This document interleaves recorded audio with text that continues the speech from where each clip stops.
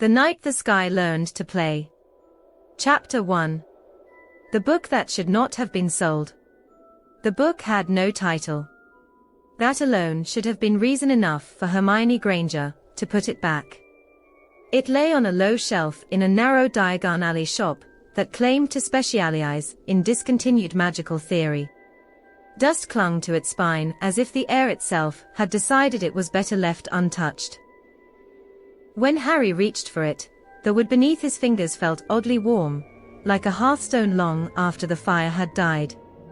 No author, no publisher, no date, Ron said, leaning closer, his freckled face twisting into a skeptical grimace.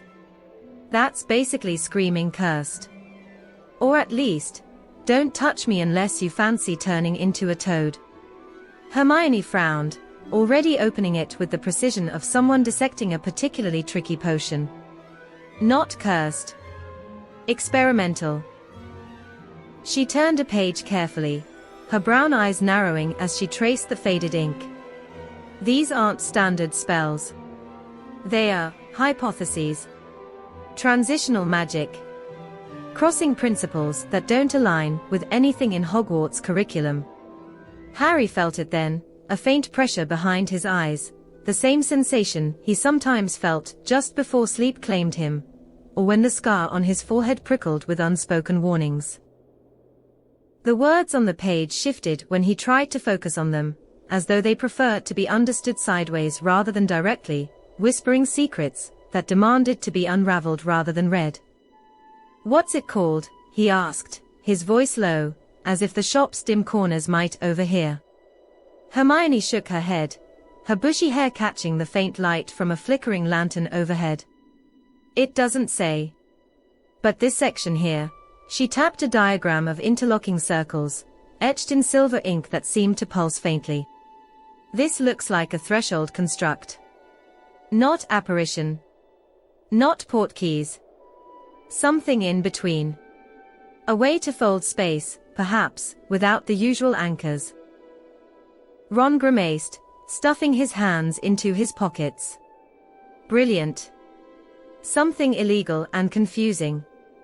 Just what we need after last term's nonsense with the Triwizard Tournament. Why not add mysterious portal accidents to the list?" They bought it anyway. Harry paid with a handful of galleons that felt heavier than usual, as if the coins knew they were trading for trouble. As they stepped out into the bustling alley, the book tucked under Hermione's arm, none of them noticed how the shopkeepers' eyes lingered on their backs, a mix of pity and amusement.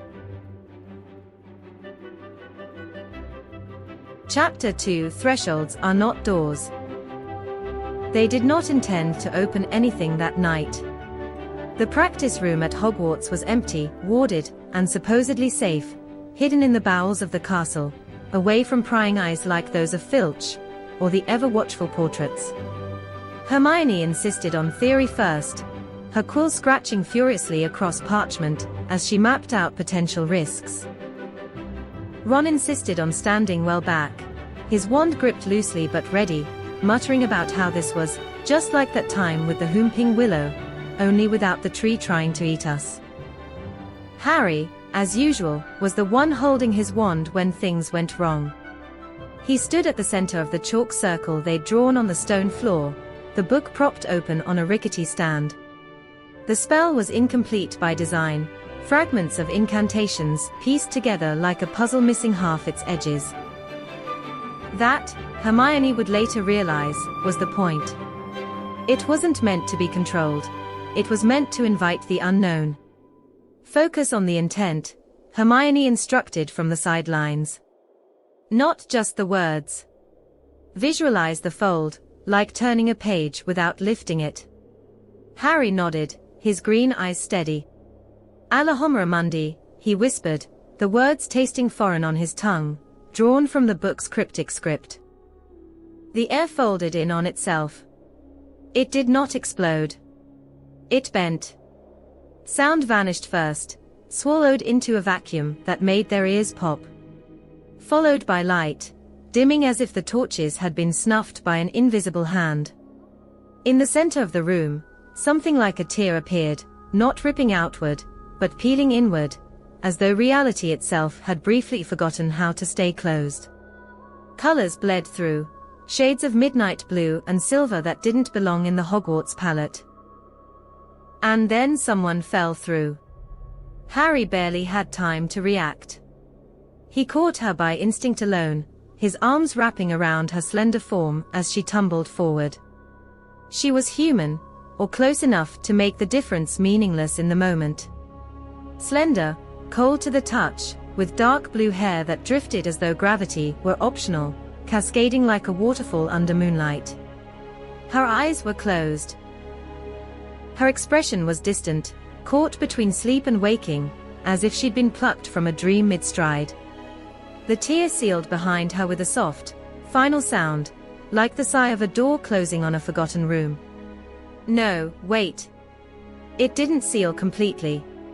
A faint shimmer remained, like a veil of mist, pulsing gently but refusing to close. Hermione's eyes widened. It's stable, but one way. The energy flow, it's pulling inward, not out. Silence returned, thick and expectant. When her eyes opened, they were impossibly deep, reflecting no light at all, like twin voids pulling in the stars. Where, she asked softly, her voice calm despite everything, carrying an echo of ancient winds, is the moon?